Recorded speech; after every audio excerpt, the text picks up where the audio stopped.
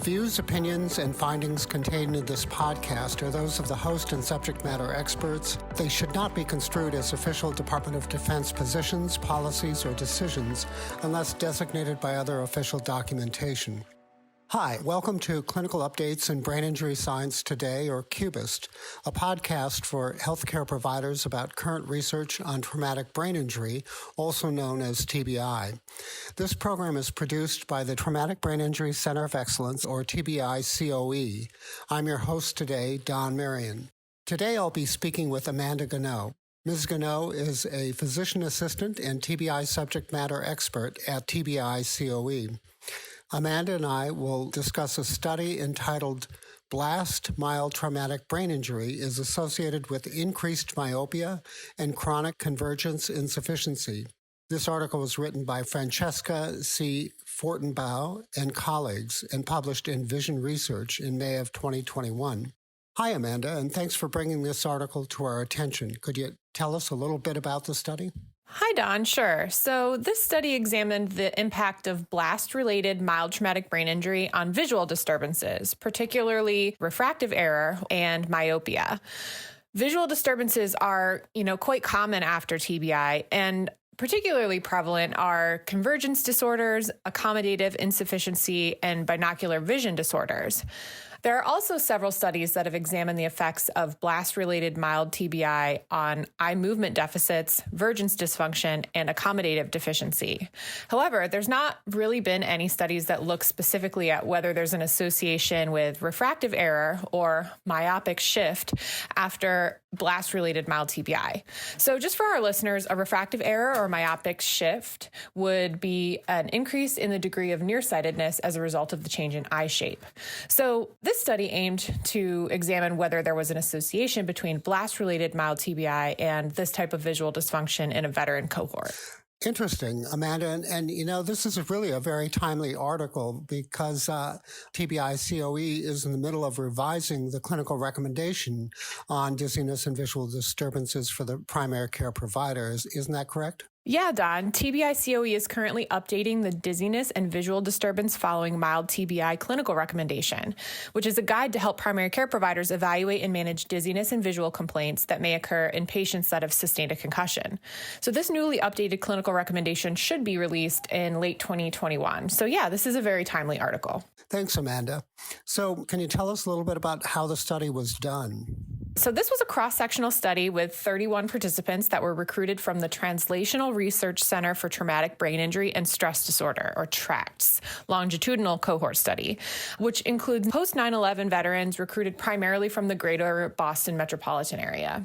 So the majority of these patients, 29 of the 31, were male, and they were aged 26 to 63 with a mean age of 37. The general exclusion criteria for the TRACTS cohort includes prior seizure disorders, cognitive disorders due to general medical conditions, and neurological illness unrelated to TBI. They also exclude active suicidal and or homicidal ideation requiring intervention or a diagnosis of bipolar disorder or psychotic disorder unrelated to PTSD. And then for this current study, participants were additionally excluded if they had a history of retinal or ocular disease, open globe injuries due to trauma, or a history of moderate or severe TBI. All participants completed the Neurobehavioral Symptom Inventory, or NSI, and the Boston Assessment of TBI Lifetime, or BAT-L, to assess symptoms, TBI status, and blast exposure status. They were then categorized into a blast-related mild TBI positive group and a blast-related mild TBI negative group, which included patients with either no history of MTBI or a positive history of MTBI due to blunt force trauma. An optometrist who was blinded to the blast positive or blast negative condition conducted a visual assessment on all participants that included measurements of visual acuity, refractive error, oculomotor function, accommodation, binocular visual function, and undilated ocular health. Group-level statistics were calculated to test for differences in demographics and visual function assessments across participants with and without a history of blast-related mild TBI. So, Amanda, just to be clear, there were several conditions they considered. Blast with and without mild TBI, military and lifetime mild TBIs, the total number of mild TBIs, and any association with PTSD. Is that correct? Yes, that's correct. So what did they find, Amanda? So within the BLAST mild TBI positive group, 47% of participants also had a history of at least one non-BLAST related mild TBI during their lifetime. Within the BLAST mild TBI negative group, 21% of participants had a history of non-BLAST mild TBI during their military service, and 43% of participants had at least one non-BLAST mild TBI during their lifetime. Across the 23 participants that had at least one lifetime mild TBI, blast or blunt force trauma, the average time since their last mild TBI was about 8.1 years. So these were not acute TBIs. The BLAST mild TBI positive group showed greater levels of combat experience, more lifetime non-BLAST mild TBIs, and a trend toward more severe current PTSD symptoms. Overall, the BLAST mild TBI positive group did not endorse more severe TBI neurobehavioral symptoms on the composite score of the NSI questionnaire or the specific domain of photosensitivity. However, the BLAST mild TBI positive group did endorse more severe symptoms of blurry vision or trouble seeing in the last 2 weeks. There was no difference observed between the two groups for eye movements, ocular alignment, or accommodation. A greater proportion of the BLAST mild TBI positive group showed deficits on near-point convergence, while no difference was seen in positive fusional vergence measures.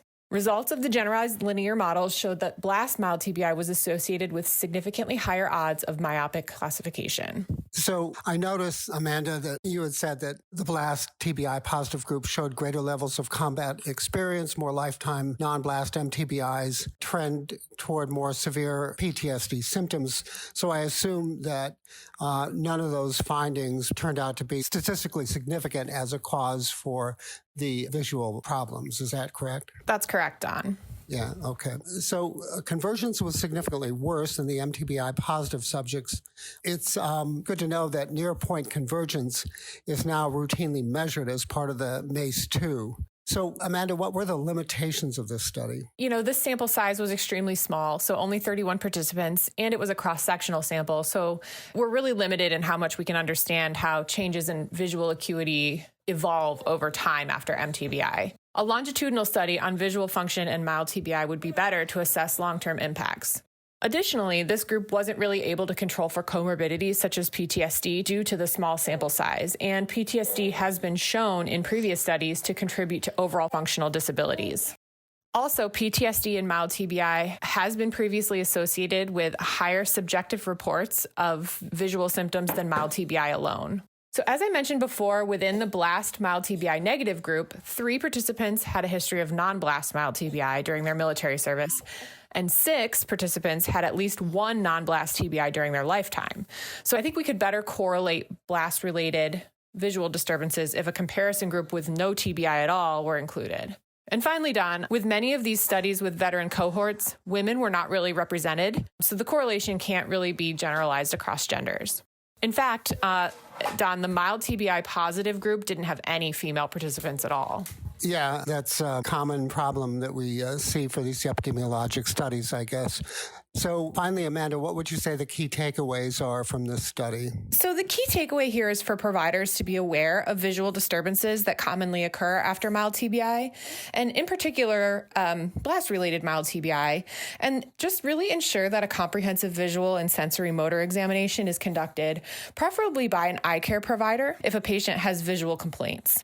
So primary care providers can also be on the lookout for TBI COE's latest clinical recommendation on the management of dizziness and visual disturbances later this year. The visual disturbances after mild TBI clinical recommendation can also be found at health.mil/TBI-COE under provider resources or in the link to this episode. Thanks, Amanda. So that's all we have time for today.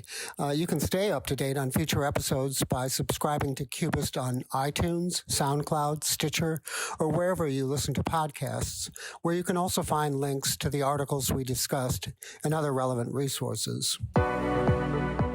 CUBIST is produced and edited by Vinnie White and was hosted today by me, Don Marion. It is a product of the Traumatic Brain Injury Center of Excellence, a division of the Research and Development Directorate, J9, of the Defense Health Agency, led by Division Chief Captain Scott Cota, Medical Corps, United States Navy. Thank you for listening to this episode.